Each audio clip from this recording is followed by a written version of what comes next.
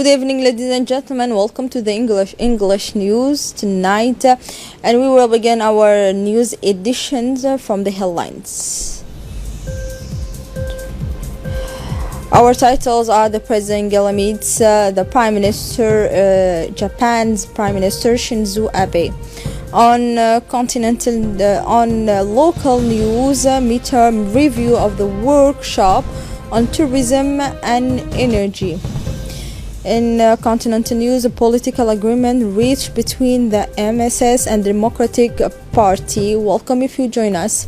It was the second day of the IGAD summit. The President of the Republic, His Excellency Mr. Ismail Omar Guelleh, met with the Japanese Prime Minister Mr. Shinzo Abe in a bilateral meeting. The President thanked the Japanese Prime Minister for the warm welcome they extended to him and his delegations. President Ismail Omar Guelleh and the Japanese Prime Minister have expressed their wish to cross relations between the two countries at a new level. During this meeting, the discussions focus on strengthening cooperative relations, particularly on the issues of geothermal energy. This important country project for its energy independence, and the airport Hassan Guled Abtidon to make Djibouti regional hub for the transport. Later, they expressed the concern about the instability in the Horn of Africa.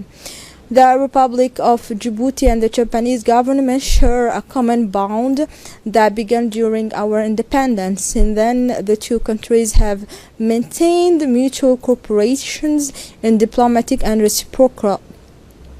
The face-to-face meeting between President Ismail Omar Guelleh and the Prime Minister Shinzo Abe is a message that shows how the world's most economic government is interested in the opening of the Republic of Djibouti's economic history after the elections of the President Ismail Omar Guelleh. Thankful, the economy has led to foreign investment worth $1 billion. The relationship between Djibouti and Japan began when the country gained independence.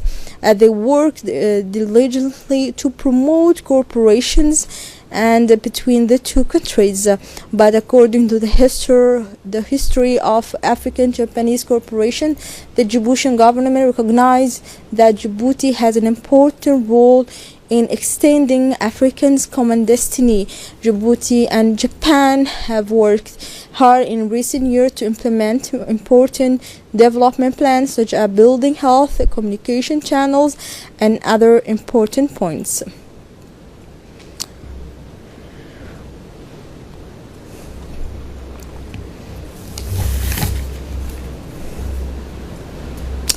Also in Yokohama at the TIGAD summit, there is also a fair or 156 Japanese exhibitors from 27 prefecture, including 142 companies. The countries of Africa represented their products, technology, and services to African guests visiting TIGAD 7 in Japan, including heads of state, government officials, and business leaders.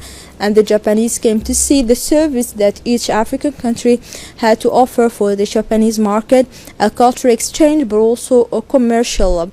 A vast mid-term review session of intensive discussion, exchange, and analysis launched last August 8th on sectoral development project under the aegis of the Prime Minister, Mr. Abdulqadir Kamil Mohammed, took place this morning at the People's Palace, called sector laboratories.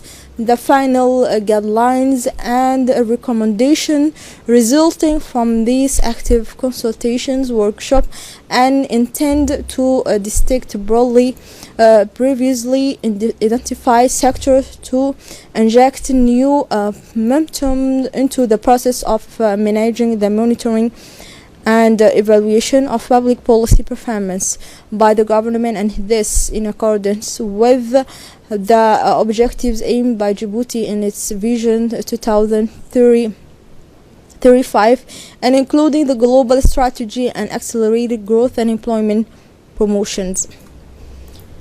The Prime Minister, Mr. Abdul Qadir Kamil Mohammed, surrounded by several members of the government, reviewed the final results and recommendations that will emerge from the ongoing discussions in the specific framework between various sectors, both public and private, will serve as sliders to the implementations of the establishment of an active monitoring and evaluation management framework, being an effective for the next 5 years, and will set up within the next day the prime ministers and place under the high authorities of the prime ministers. The Minister of Interior communicated that the day of Sunday, while 1st September, will be free. Enjoying the opportunity, the Minister of Interior addressed his best wishes for the beginning of the Muslims calendar.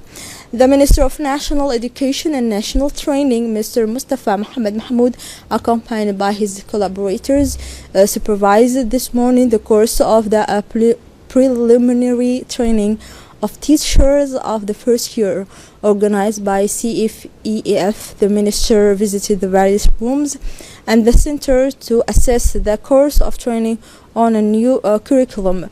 This training for first years teacher last a week and are led by the disciplinary commissions that reviewed these new programs and are led by inspectors.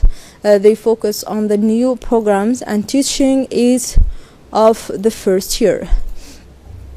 The seasonal rains have watered the region of the interior at altitude include the Tajrib region. The force of the wind has damaged some houses in the White City. According to the authorities, there are only reports of damages to the home and not for person.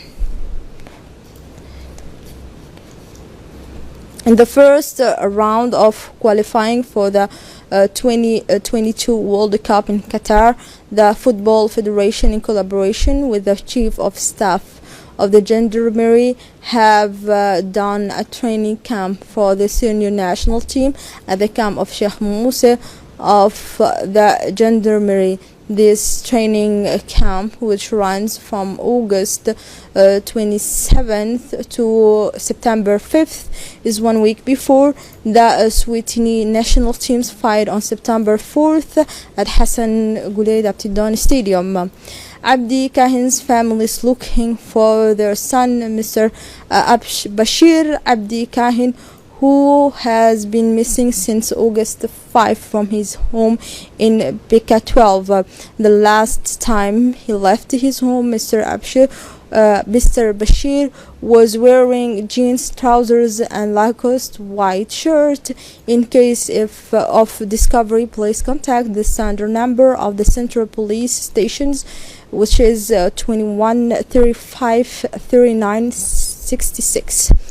And now let's move on continental news, where the UN recognized Lebanon government for national unity based in Tripoli, said it had pounded Monday a major offensive by Khalifa Haftar forces south of the capital. He reports deadly fighting. The pro-Haftar forces have announced they have progressed on the battlefield south of Tripoli. The deadly fighting took place at the gates of Tripoli between forces loyal of the FNG led by Faiz al-Sarraj and those of Marshal Haftar, the strongman in the east of the country, who has been fighting since April 4th to conquer the capital. Here we arrive at the end of this news edition. Thank you for watching us. Goodbye.